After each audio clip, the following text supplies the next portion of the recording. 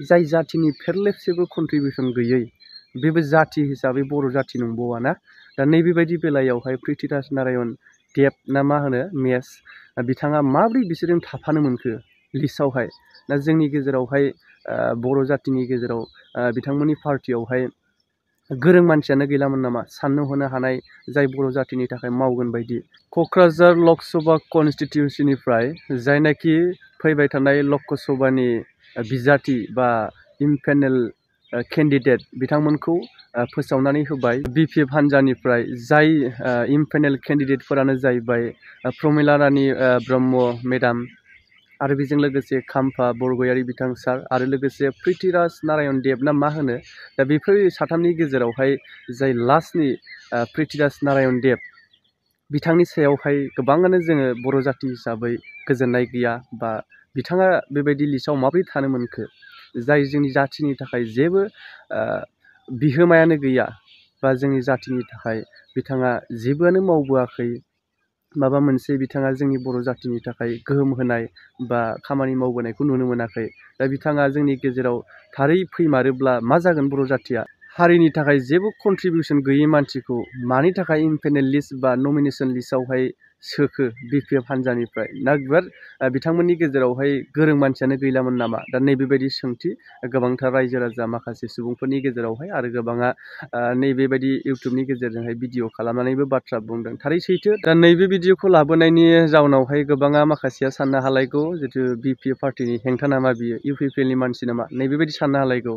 नाथाय एक्सुवेलि बेबायदि नङा लोगोफोर। आङो जाय माने जाथिनि जेबो कन्ट्रिबिउसन गैयै मानसिखौ जुदि बेबायदि नमिनेसन लिस्ट बा इमपेनेल केन्डिडेट लिस्टआवहाय सोफायोब्ला निस्सय UPPLनिफ्रायबो बेफोरबायदि जाथिनि जेबो कन्ट्रिबिउसन गैयै मानसिखौ सोफायोब्ला जोङो बुंखागोन। मानो होनबा जों जाथिनि खहा जानायखौ लुबैया। बेवहाय जोङो रावबो पलिटिकेल पार्टिखौ हेफाजाब होनाय बा जानानै बाथ्रा बुंनाय बा सोरखौबा नंथारैखौ बखिनाय बेबायदि बाथ्रा नङा।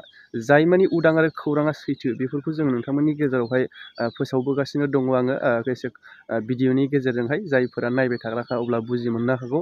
दा गोबाङानो गोबां बाथ्रा बुंदों दे जाय BPF हान्जानिफ्राय क'क्राझार लकसभा कनस्टिटिउन्सिनिफ्राय जाय साथाम बिजाथिफोरखौ नमिनेसन लिस्टखौ दिहुननानै होबाय प्रमिला रानी मेडाम आरो खाम्फा बरगयारी बिथां सार आरो बेजों लोगोसे जाय पृथ्वीराज नारायण देब ना मा होनो बिथां।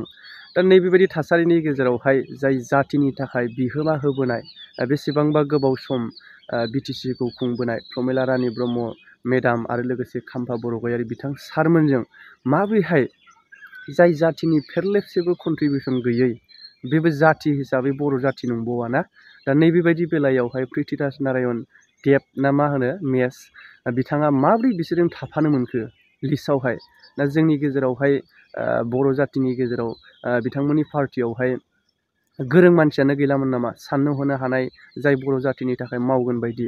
दा नैबेबायदि थासारिखौ लानानै गोबांथार रायजो राजाफोरखौबो माखासे बाथ्रा बुंनो मोननाय जादों। जायनि गेजेरावहाय बिथांमोननि लिस्टनि गेजेराव सेयार खालामनाय फट'फोराव थांनानै नायोब्ला गोबांथार बाथ्रा बुंनायखौ जों नुनो मोननाय जादों।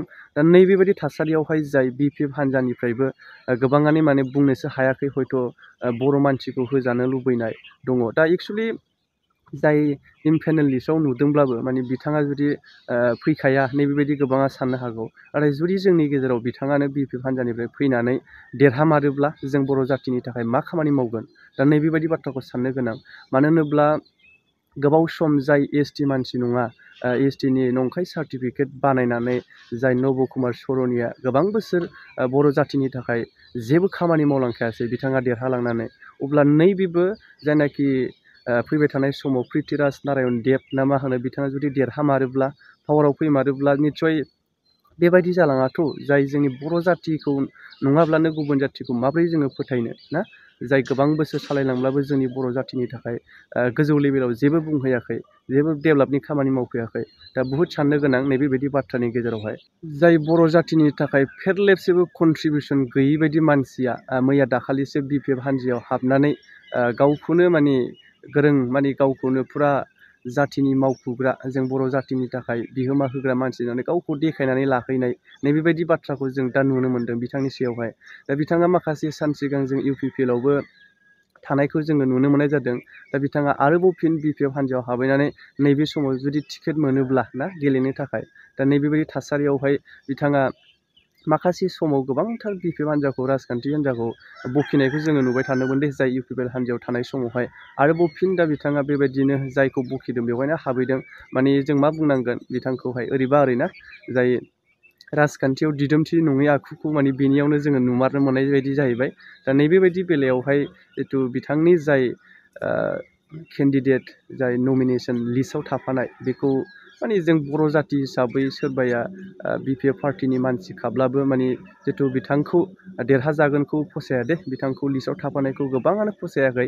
माने पार्टि हिसाबै खायफाया बुंनोसो हायाखै, नाथाय जाथि हिसाबै बयहाबो साननाय दङ, गोसोआव दङ, माने बेफोरबायदि मानसिखौ लिस्टआव सोनाङामोन नैबेबायदि बाथ्राखौ। दा नैबे भिडिअखौ लाबोनायनि जाउनाव माने गाज्रि साननानै आंखौ जिहेतु BPFनि हेंथायै BPFखौ माने डाउनाव दोननो थाखाय नैबे भिडिअखौ लाबोदों, नैबेबायदि नङा दे रायजोफोर, माने जाथि हिसाबैसो लाबोदों।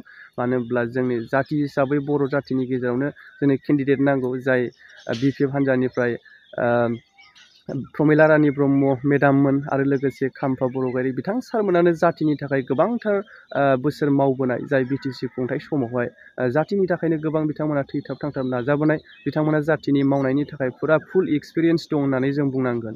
बिथांमोननि गेजेरावनो जिथु प्रमिला रानी बायदेव नङाब्ला खाम्फा बरगयारी बिथां सारखौनो सासे नङा सासे फुरा केन्डिडेटै महरै गसंहोथारनांगोन। दा जों बर' जाथि हिसाबै बेखौसो लुबैयो। दा नैबे बेलायावबो आं बिथांमोनखौ जिथु सापर्ट खालामनानै बाथ्रा बुंदों, जाय UPPL हान्जानिफ्राय नैबेबायदि साननाङा, माने जाथि हिसाबै जायखि हान्जायानो जाया मानो जोङो बर' मानसिखौनो केन्डिडेट होनांगोन, जोंनि बर' मानसिखौनो जोङो देरहाहोनांगोन।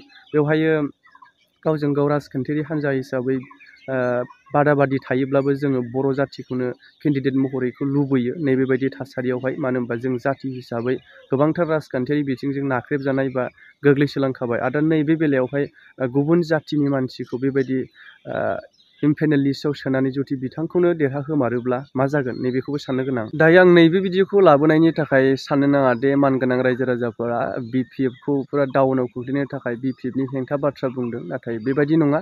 निस्सय UPPLआबो दाबायदियावहाय बिथांमोननि जायनाखि इम्पेनेल लिस्टआवहाय जाय जातिनि फिल्डलेब जेबो कन्ट्रिबिउसन गैयै मानसिखौ बेबायदि केन्डिडेट महरै दैखांनो जाय लिस्टआव होयोब्ला निस्सय बुंगोन, जों जाति हिसाबै जातिनि रैखाथिखौ लुबैयो।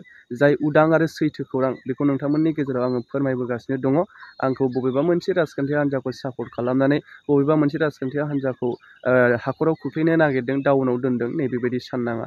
नोंथांमोननि गेजेरावहाय आङो गोबांथार जातिनि हिसाबै भिडिअ खालामबोगासिनो दङ। बेवहाय माबाफोर गोरोन्थि जादोंब्ला आंनि बुंनायाव निस्सय नोंथांमोना आंखौ स्पेसियेलि निमाहा खालामगोन बेखौ लुबैयो। आरो दिनैनि नैबे भिडिअखौबो बेसेखिनियावनो फोजोबबाय। बाय बाय।